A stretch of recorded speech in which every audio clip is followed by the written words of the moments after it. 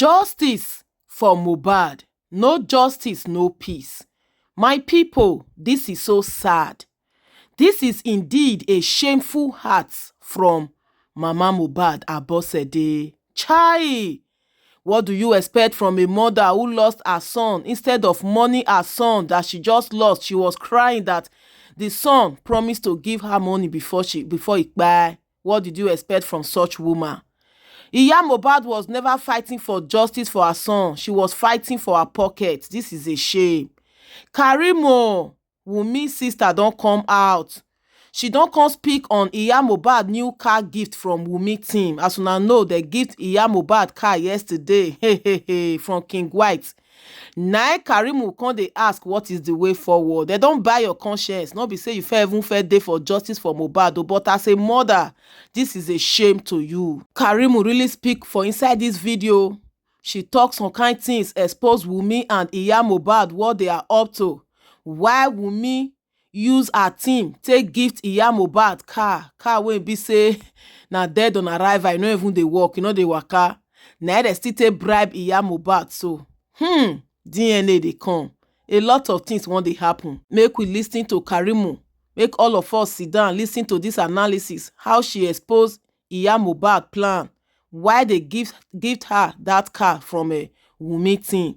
Say what's the way forward? Mama Mobad is a big disappointment to motherhood. Chai, my people, let's listen to the video together. This na Lebas TV. Hit on the follow button. Subscribe to my YouTube channel. And remember to put up the post notification bell.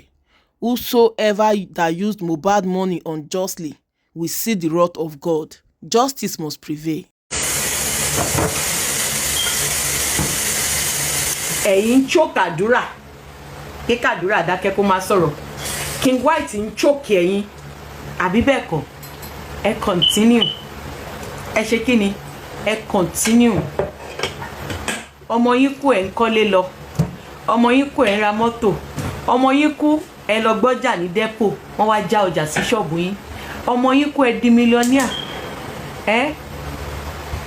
Ṣé ẹ mọ̀ pé chinchin gbogbo nǹkan tán fi ń jù yín lójú yìí ẹ mọ̀ pé chinchin ní lẹ́gbẹ̀ẹ́ nǹkan tọmọ yín ní ṣá ẹ mọ̀ pé chinchin ní lẹ́gbẹ̀ẹ́ nǹkan tọmọ yín ní.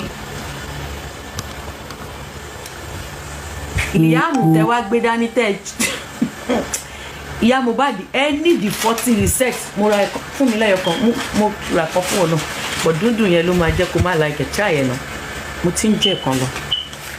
Ibo láti jẹ́ kínní iná a lọ síbì kan New York ṣó rántí nígbà tá a lọ sí New York ni mo rà ń bì kan ó fàn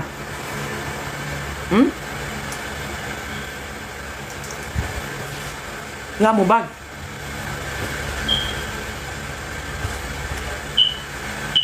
I need the 40 reset almond croissant with almond ó fine gan. Mo ṣẹ̀rí ní Dunkin's lọ́dà pé Dunkin's ṣẹ̀ṣẹ̀ mi ni but ó dùn wọ́n pa kìíní dúdú kan sáàrin máa yọ̀ yẹn kúrò. Òyìnbó ń jẹ ṣúgà ó yàtọ̀ sí ti BJ o àyè fine gan. Kìíní ilẹ̀ tún ti lè rí panera bread wọ́n máa ń yan ó fine.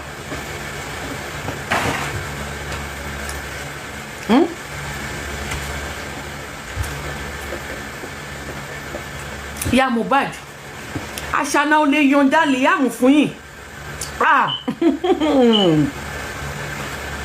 aṣáná wàláì wo tó bá yanjú gbogbo ohun tó wà lẹ́yìn tó bá gbé bọ́dì tó bá gbé fóònù yín gan ẹ ṣì ń lọ́kì ní tó bá ń gbé kọ́ọ̀lù yín aṣáná tó bá wá dìgbà yẹn tẹ́ ẹ bá ké mi ojú ẹ ní omi lójú. Your life.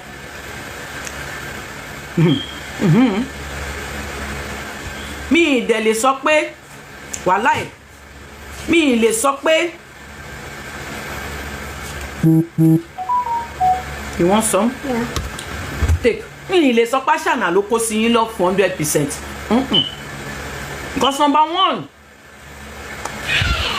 ẹ mọ̀ pé ọmọ yín fi ogún lẹ̀ ẹ mọ̀ pé ọmọ yín ní owó lọ́wọ́ tó kú ẹ mọ̀ tẹ́ bá ti ẹ mọ̀ nígbà tó kú ẹ ti mọ̀ lẹ́yìn ikú ẹ̀ but kí ni nǹkan tẹ́yìn àti bàbá jọ ń fà ó tó stage yẹn èmi á bí kí ni ẹ̀ṣẹ̀ tí bàbá ṣẹ̀yìn tẹ́ ẹ joyè kàkà kékun má jẹ sèsè màá fi ṣàwádà ni lẹ́yìn ikú ọmọ yẹn náà wọ́n bá ní ẹkú lé wọ́n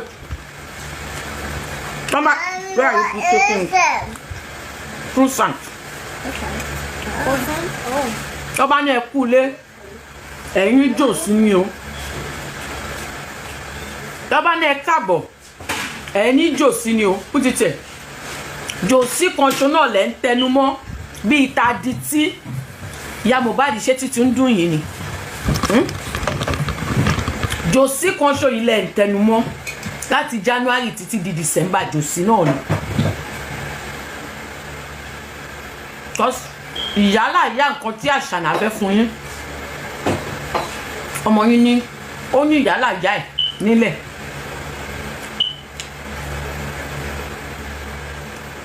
àkàkẹ́ wá fọwọ́sowọ́pọ̀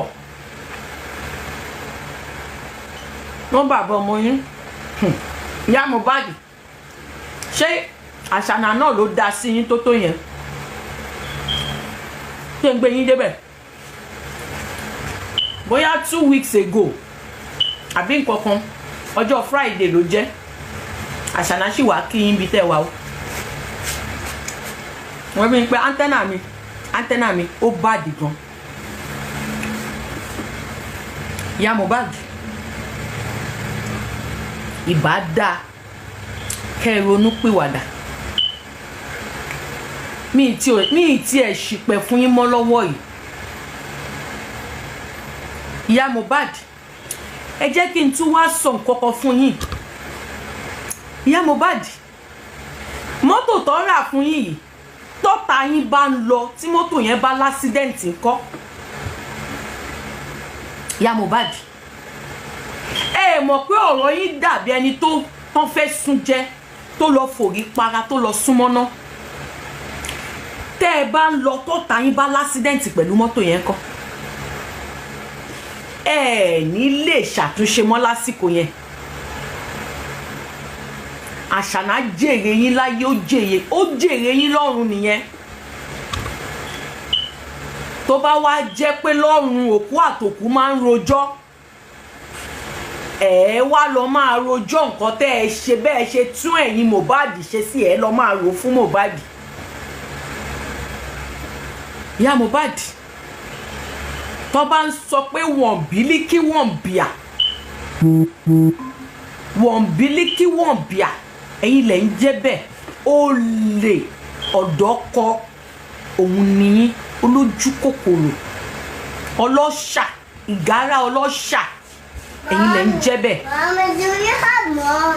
It's finished. Daddy have more. Go to daddy. Daddy have more. Go and take some from daddy. Mom, what is that? That's a croissant. Croissant with almond. Daddy have more. Go and take from daddy before daddy finish it. Thank God, do you have more?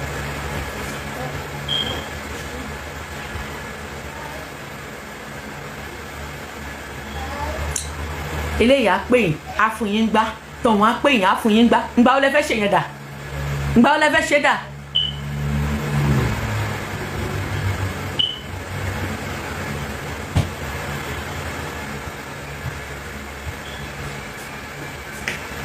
Ó dalẹ̀ kọ́lọ̀ umbrella yín tó mọ̀ pé ẹrù lòún rù. Can I have something inside the cup? Ọlọ́run ọba o. Mommy, it's not hot. It's not hot. Yeah, take.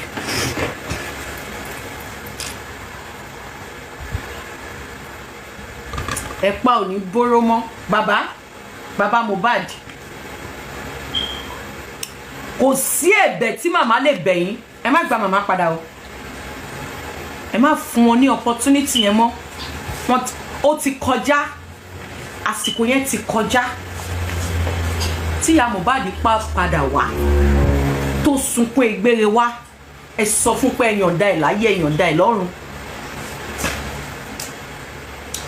ìyá Mohbad mọ nǹkan tó yẹ kó ṣe ìyá Mohbad ò ṣe.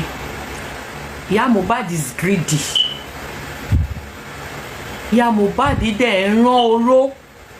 ìyá Mohbad ṣára òwú nìyí ni. ṣèbí wọ́n láwí ìmẹ́nu kúrò ní tàwọn òwú ẹ̀ẹ̀tàn má bẹ̀kúta débi tẹ́ máa jẹ́ òwú. kí lẹ́yìn àti bàbá jọ gbà lọ́wọ́ ara yín tó le tó yẹn débi ọmọ. ẹ̀mí ọmọ yẹn bọ́ ẹ̀ẹ̀tún kọ́gbọ́n ẹ̀ẹ̀tún pariwo jò sí ni. màmá Mohbad bàbá béèrè nọ́mbà yín lọ́wọ́ tèmi. bàbá rányàn sẹ́mi torí tó yẹ pé bàbá ò gbégbèsè yẹn mí ní fọwọ́ bo bàbá lórí pé bàbá ó yẹ kẹ́yìn náà reach out sí màmá. but bàbá yẹn ṣe bí ọkùnrin months ago. bàbá ní kí yèyé Kúdí bá mi bá wọn gba nọ́mbà yín. bàbá called your number. nọ́mbà yín ò lọ fóònù tẹ́ sọ pé ẹ pàǹjọ́ kìíní àná torí àwọn apọkọjá yẹn. ẹ ó possible kẹ́ rí nọ́mbà bàbá yẹn kẹ́ má gbé. ẹ lè ṣe bẹ́ẹ̀ ìkànnì yín ìyá Mohbad. ẹ̀yin náà dà yín tẹ̀ ń ṣakọ̀dà ṣẹṣẹrẹ ń dá gọ́bú. ẹ̀yin náà máa ń ṣakọ ẹ máa ń pọ́nra yín lé o. ó fẹ́ kí mú ẹ kàn ó fẹ́ kí mú ẹ kàn ná imú ta ló ń kàn. ìyá náà yóò obìnrin wà lórí ìlà tó ń dúró de bàbá òrí tí wọ́n rò lọ́wọ́ yìí ni. ṣẹṣẹrẹ ń dá gọ́bú ẹ̀yin náà ń ṣakọ àbí bẹ́ẹ̀ kọ́ ṣaṣangele ń ṣakọ. ṣaṣangele náà ń ṣakọ àbí bẹ́ẹ̀ kọ́. Baba made an attempt. He called you. Even when your number wasn't going through, Baba told them to collect another number. Tebani lọ́wọ́ mi. Reason why I'm so mad at you. I have spoken to you quietly. Even then, King White told you to do the needful then. Shari King White báyìí. Ó máa fluctuate ni. Àwọn olórí burúkú yẹn bá ti ṣáná mọ́ àtúgbà báyìí. Tó bá tún yá túgbà báyìí. You are not man enough, King White. You are not man enough. Àwọn kan mi wà tẹ́ máa ṣe tó jẹ́ pé mi obìnrin gan. Wọn ò jẹ́ fi wé lọ mi kí n gbà. Ká tó wá sẹ́yìn ọkùnrin. That man put down his ego. He put his ego aside. Tó bá jẹ́ abiyamọ ni kọ́kọ́ tí ẹ sì máa ṣàgídí. Abiyamọ obìnrin mi àní ó yá pa mí ṣe bá jọ bímọ yìí ni kí ló dé kí ló fẹ́ gbà lọ́wọ́ mi mo ṣẹ̀ ó náà ò ní gbọ́ kí ló fẹ́ gbà lọ́wọ́ mi ṣé wọn náà ò ṣẹ̀ mí ni ó bá mi jà títí kọ́mọ yìí tó kú ọmọ tún kú ó tún náà máa bá mi jà gbogbo ará àdúgbò ẹ gbà mí o á pèrò lọ́mọkùnrin náà lórí tó bá máa fi